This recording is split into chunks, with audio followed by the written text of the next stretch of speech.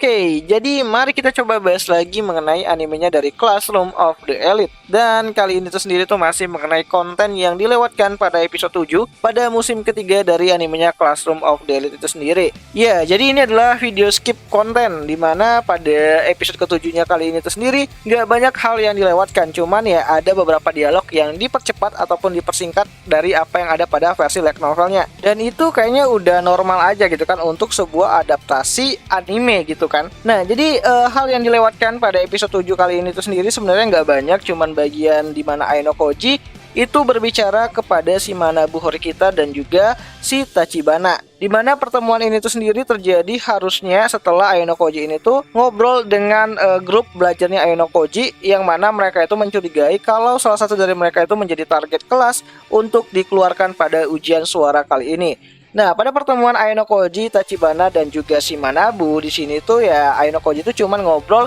mengenai ujian yang sangat sulit ini gitu kan, ujian yang memerlukan keputusan yang tepat untuk bisa mengeluarkan satu orang dari kelas itu sendiri. Dan di sini Aino Koji juga nanyain apakah ada anak-anak dari tingkat 1 ataupun kelas 1 yang minjam poin kepada para senpai-senpainya ataupun senior-seniornya.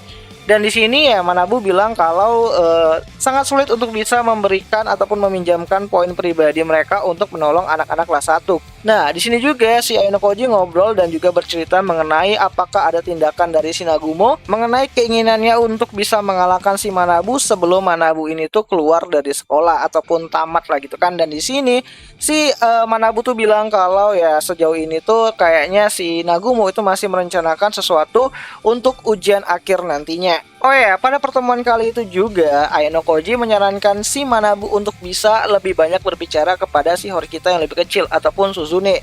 Karena pada saat-saat seperti inilah Suzune itu butuh yang namanya itu motivasi dan juga arahan dari sang kakaknya gitu kan. Ya, kesempatan sebelum si Manabu ini tuh lulus sekolah. Jadi mereka bisa bercerita dan juga ngobrol lebih banyak daripada yang biasanya dan memperbaiki hubungan antara kakak beradik tersebut. Nah, di sini juga Tachibana juga mengkoreksi ataupun menilai bagaimana Aino Koji ini tuh sebenarnya. Dimana menurut kacamatanya si Tachibana gitu kan, Aino Koji itu hanyalah anak SMA biasa.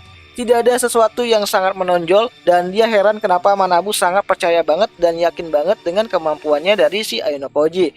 Ya, di sini si Manabu cuma bilang kalau ya sayang banget gitu kan dirinya dan juga si Tachibana nggak bisa lihat kemampuan fullnya Aino Koji karena tahun depan mereka sudah lulus sekolah. Nah, sebenarnya sebelum Ayano dan kelompok grup belajarnya itu berkumpul, atau lebih tepatnya itu pada saat malam pertemuan dengan si Ichinose ini tuh berakhir, Ayano bertemu dengan Sudo yang sedang menuju sekolah gitu kan pada pagi harinya, dimana pada saat itu Sudo sedang berlatih fisik dengan menaiki tangga. Dan di saat itu Sudo meyakini Aino Koji kalau ia tidak akan dikeluarkan, karena menurutnya orang yang sangat punya keinginan untuk tetap tinggal di sekolah tersebut akan terus berada di sekolah tersebut, dan Ayano hanya bisa mengaminin akan perkataan dari Sudo tersebut. Oh ya, di bagian saat Ayano masuk ke dalam kelas juga harusnya dijelaskan mengenai 10 suara bulat yang berbahaya, dimana dari keseluruhan jumlah murid yang ada di kelas, jika 10 orang aja itu membuat kelompok ataupun membentuk kelompok dan memberikan suara kritikan ke satu orang gitu kan, maka orang itu akan dalam masalah besar ke depannya. Dan mungkin bagian yang di skip terakhir adalah bagian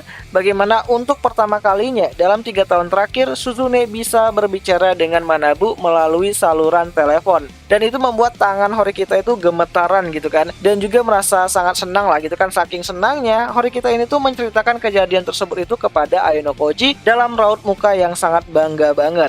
Ya, jadi kayaknya cuma itu aja bagian yang terlewatkan gitu kan untuk episode ke-7 kali ini seingatku. Karena yang selebihnya itu udah ngikutin alur yang ada pada light novelnya itu sendiri. Walaupun sebenarnya ya percakapannya itu banyak yang disingkat dan juga dipercepat. Ya mungkin karena durasi gitu kan. Dan episode selanjutnya, episode ke-8, kita bakalan lihat konklusi ataupun ending ataupun penutup untuk volume ke-10 kali ini, ataupun arc dari suara pemilu kali ini gitu kan, dimana arc ini tuh bakal ditutup dengan keluarnya si Yamagot, karena di sini Horikita udah mulai bergerak lah gitu. So, jadi itu aja lah dulu mengenai video kali ini, mengenai video yang terlewatkan pada episode ke-7 ataupun skip konten untuk episode 7 pada musim ketiga dari animenya Classroom of the Elite itu sendiri. Dan jika ada yang kurang aku minta maaf. Dan episode ke-7 kali ini itu sendiri bisa kalian tonton di aplikasi Beastation tentu aja dengan akses premium. Dan sampai jumpa di pembahasan anime lainnya. Jani.